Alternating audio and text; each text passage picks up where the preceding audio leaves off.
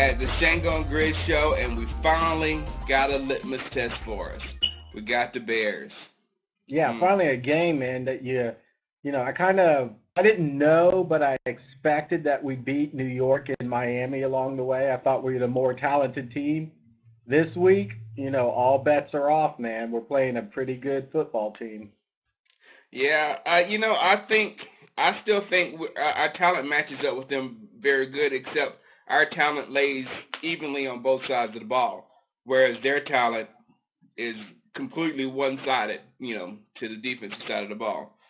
So I'm kind of worried about that, but I think we can beat them. And my big thing about it, Grizz, is I'd rather go into Chicago right now and put a beat down on them boys early so that we won't have to go back there in January, because we're going to see this team later on more than likely.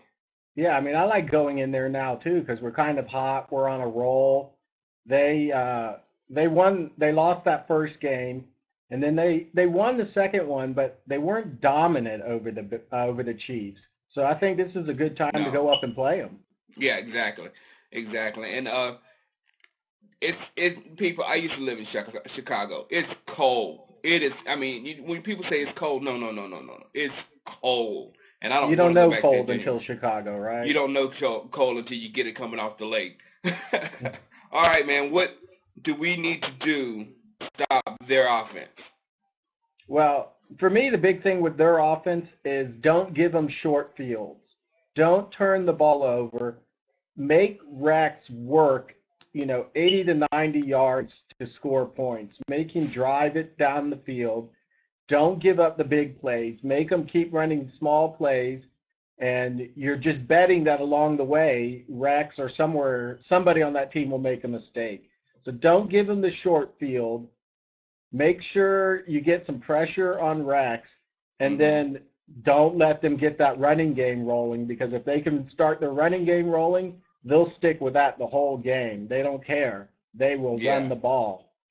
Yeah, my thing is last year when you watch the games, and when Chicago was on rolls and whatever, you saw a lot of long passes from Rex. You saw the bomb to Berryman, the bomb again to Berryman.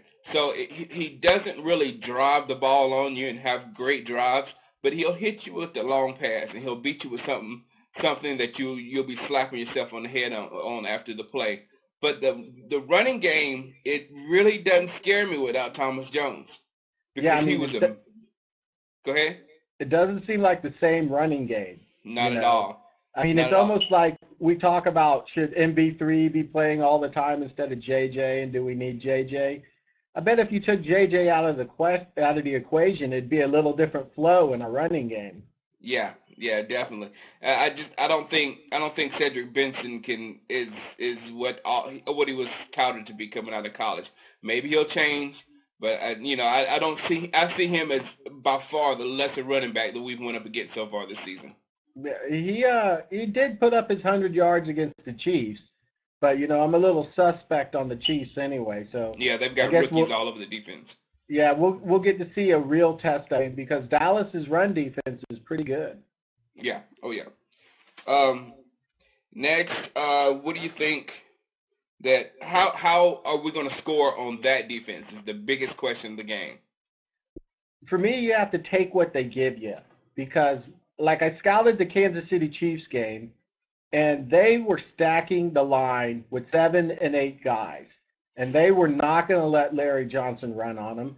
And none of the Chiefs' wide receivers or passing game really scared them that much.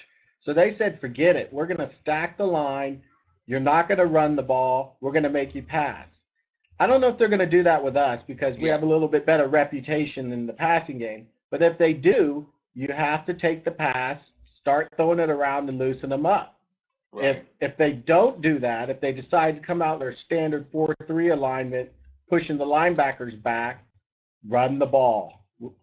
Just run it down their throat if they're going to do that. Then force them to come up. So basically, for me, take what they give you in their alignments and make them pay for it. Right. My thing is this is a good test for Tony Romo, because he does not need to do the Brett Favre plays this time. If he has to throw the ball away, throw the ball away. If he has to go down, because this defense is their offense. So they're going to capitalize on any mistakes we make and try to take it to the house. So this is the 1 week that he can't take those chances. He can't do that extra whatever. Just go down and let McBride punt the ball out of bounds. I want to see it out of bounds. I want to see caution corners. If you're going to kick it in the field of play, put it on the corner sideline so we can trap Hester right there, because that's their offense. He did 2 last week.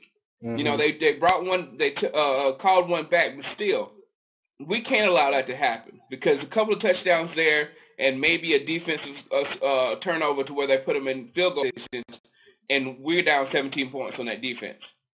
So, I mean, we can't allow any special team touchdowns. Can't. That's out of the question. Right.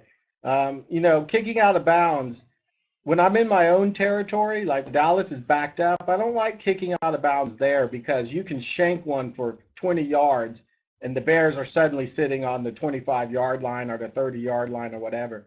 So when I'm deep in my territory, I'm having McBride punt it high. I'm talking sky punt it, kick it 40 yards only, sky it, make him fair catch it. Now, if you're a little bit further out in the field, then you can start going directional punting, you're out of bounds, you're coffin corners, all that kind of stuff, because you have more room to work with. I just don't want to see him make a mistake. So it's either toward the sidelines, out of bounds, or punt it as high as you can punt it. Even the corners don't work that well, because that's what the Chiefs did last week. They cornered them, kicked it to the corner, made them catch the ball on the sidelines, and it didn't matter. And the way he weaved himself through that sideline was just amazing. So yeah, that's don't outkick your coverage. Don't outkick your coverage. Yeah. Don't let him get a start. Yeah, but that's the main thing I'm worried about. And I just want to get your thoughts on the new Bear that's a Cowboy now before we go. What do you think about Tank now? I'm always for redemption. I'm always for second, third, or fourth chances, as long as they're going to help the Cowboys. Yeah. But, seriously, though, he's a good player. He's going to help us down the road, because Jay Ratliff is going to need some relief. So, and we signed him, literally, we signed him at the cheapest you could sign him, at the minimums. Yeah. So even if we have to get rid of him, it's not a big hit. Yeah. And then he's not as bad of a guy as you think. That's why the Bears held on to him so long, and then they just had no choice but to cut him there at the end. And I know there was some serious regrets on that team after they cut him, but still, I think we got an okay guy. And like I said, if he does anything wrong, he's gone quickly. And I think Gary's got so many clauses in that contract, it will get back every bit of the money we spent. Yeah. Question of the week, everybody. Go to Grizz first. How many turnovers will Rex Grossman be responsible for by himself? I'm only going to give him 2 turnovers in this game, because I think they're going to be cautious with the ball about turning it over and really holding on to it, just like we are. They know we can score points. They don't want to give us chances. So I'll give him 1 interception, and then he's going to fumble the ball on a sack. Yeah. That's pretty bad. When you say it's only 2. That's good for Rex, man. I know. That's crazy. I'm going to go with the big 3. I say 2 turnovers and a fumble. We got to capitalize on all 3 of them, though. Yeah, I mean, when we get chances, we got to put points on the board in this game. Yeah. But I feel good about it. And the greatest thing I feel about, DallasCowboyFans.com has me coming to their Cowboys party at Hooters to tape a episode of the Dallas Cowboys show. Ah, nice. So I'll have Cowboys, Hooters, and wings. You can't beat that combination. Come on. I mean, come on.